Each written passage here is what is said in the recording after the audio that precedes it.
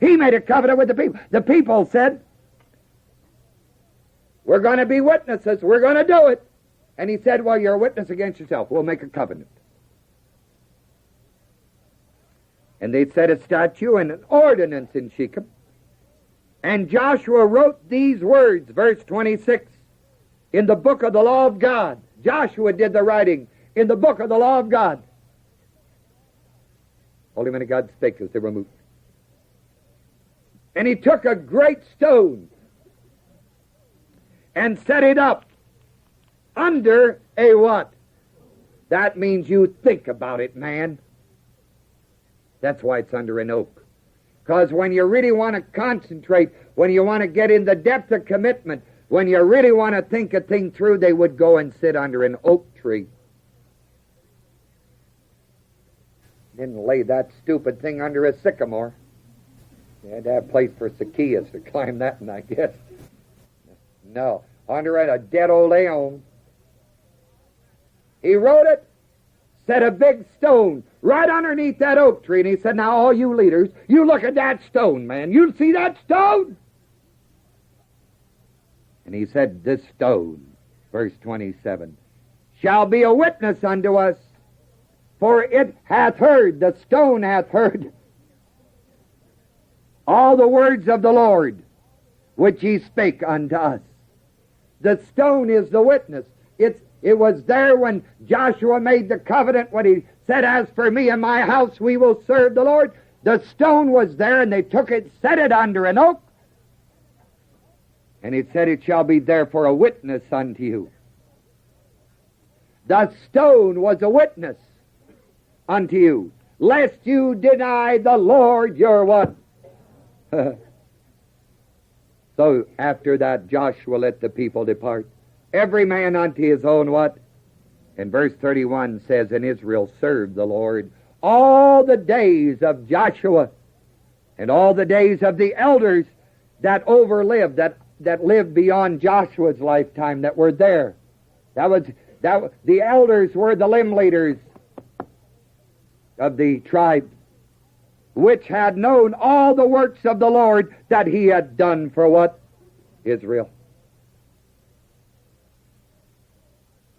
The stone of witness to Israel was that stone underneath that oak that had heard the commitment that was there when the commitment was made. He set the stone up, and he said, as long as that stone is there, you, every time you see it underneath that oak tree, you think about it, you elders, the commitment you made.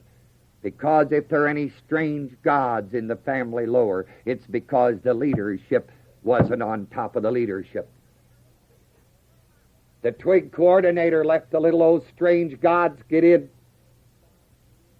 He said, every time you see it, you remind yourself, you're a witness against yourself of that stone underneath the oak. Now let me take you to Luke, please.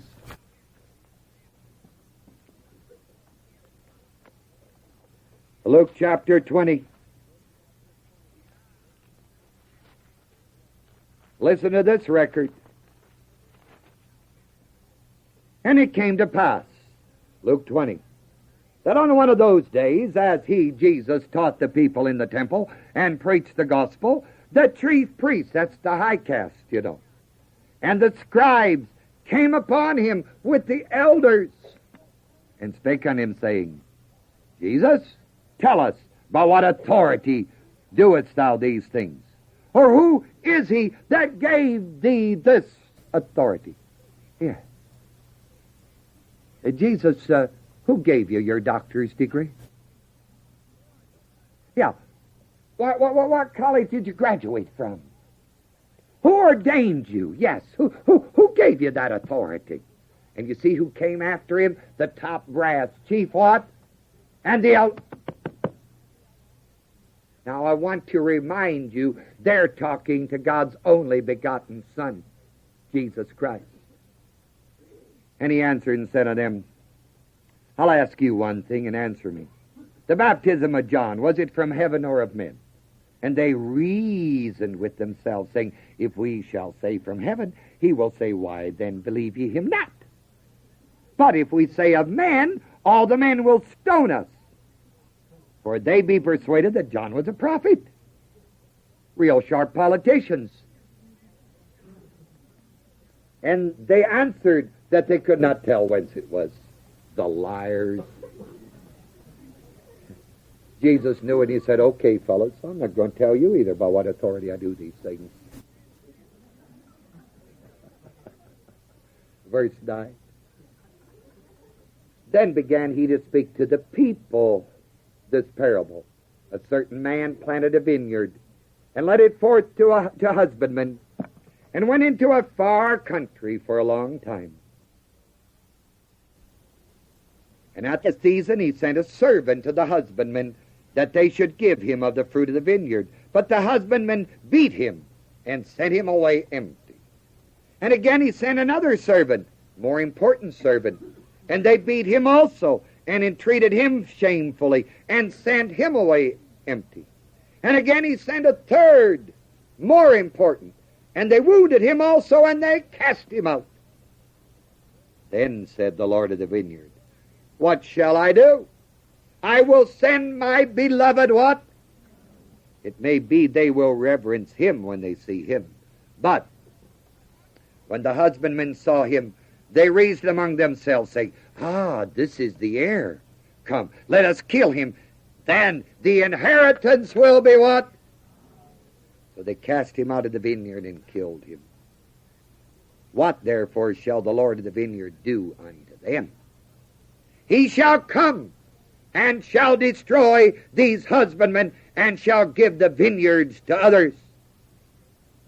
And when they heard it, they said, oh, God forbid, God forbid. And beheld them, and he beheld them and said, what is this then that is written? The stone which the builders, what? The same is become the head of the corner. Whosoever shall fall upon this stone shall be what? But on whomsoever it shall fall, it will grind him to powder. And the chief priests and the scribes the same hour sought to lay hands on Jesus. That wasn't to bless him, I guarantee.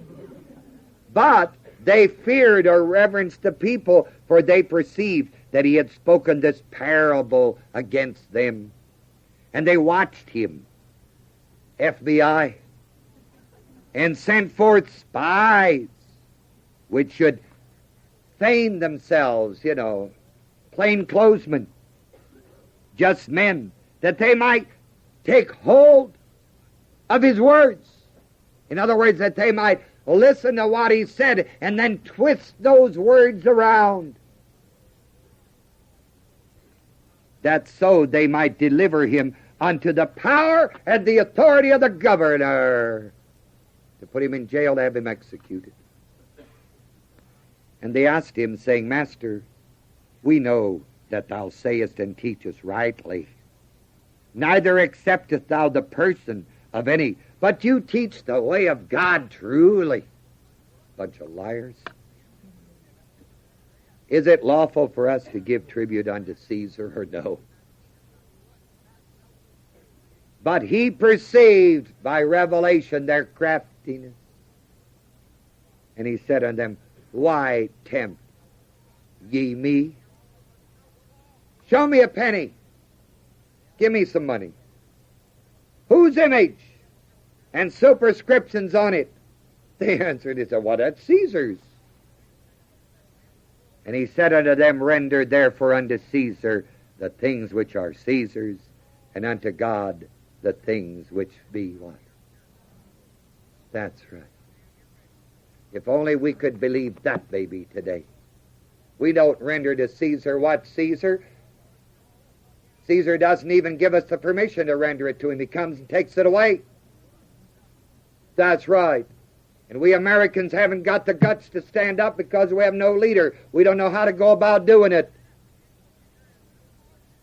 72% of the national gross income last year went to run the federal government, and you know who paid it? The common people of America. The people who are making $8, 7, 6, 5, 8, 10, 12, 14,000 a year, basically.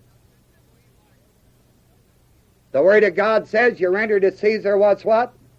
It doesn't say you render to Caesar what Caesar determines you render to him. It says you give Caesar what Caesar's got coming, and that's all. Well, what about God? More people are afraid of Caesar than they ever were of God. You know that. You will allow yourself to be taxed 30, 40% of your income and never say a lousy word. And if I said to you tonight, I'd like to see you share 30% of your income with the way ministry, it'd be written all over the magazines in the country and all the newspapers. But not a one of you squawk. You just talk, but you don't do nothing about it. When the government takes 30%, they don't ask you for it. They take it. They don't even take it after you've given your tithe. They take it before. That makes the government God. My Bible says we're not to have any idols, and we have only one God, and we serve God first. Our God comes first.